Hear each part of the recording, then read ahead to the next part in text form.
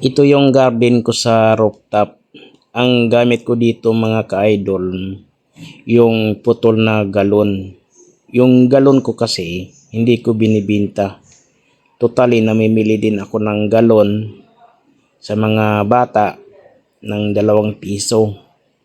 So kahit papaano, kumita yung bata at napagtaniman ko din yung mga galon. Simple lang ang ginagawa ko dyan.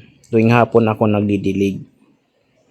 Ayan, kung napapansin nyo dito, malapad yung dahon at mataba. At saka hindi pa ako gumagamit ng fertilizer dyan or abono.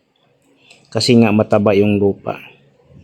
Pero ang kagandahan dito mga ka-idol, talagang libre na yung gulay sa bahay.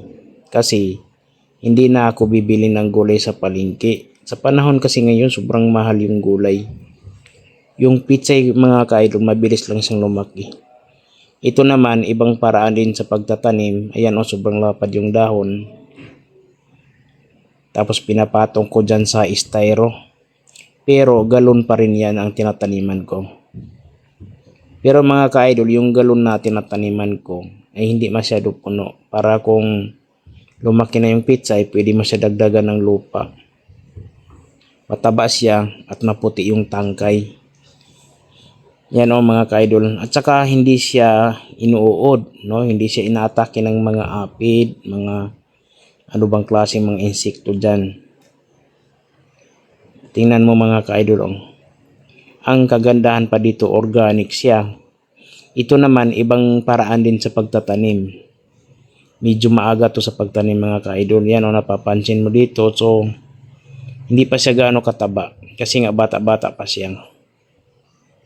Ayan, so ang i-apply ko naman dyan ay organic na pataba. Yung mga compost, mga kitchen waste.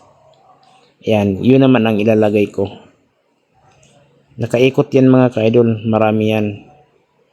Kahit pa paano, hindi ako maubusan ng gulay. Kasi nga tuwing nag-harvest ng gulay, yan, papalitan siya at tataniman. Ang kagandahan dito mga ka-idol ay talagang malibre ka ng gulay. Kung may bakante kayong rooftop, kung ako ang isipin mo, mag-rooftop kayo or doon sa harap ng bahay ninyo. Ito naman, pak choy naman ang tawag dito. Yan ito yung pitsay din pero ibang klase na pak choy na pag niluluto, hindi siya masyado madudurog or hindi malalanta. Sa galon pa rin yan. Pero basta mga ka-idol, kung magtanim kayo ng gulay sa galon, i-ano niyo, butasan niyo sa puwitan niya.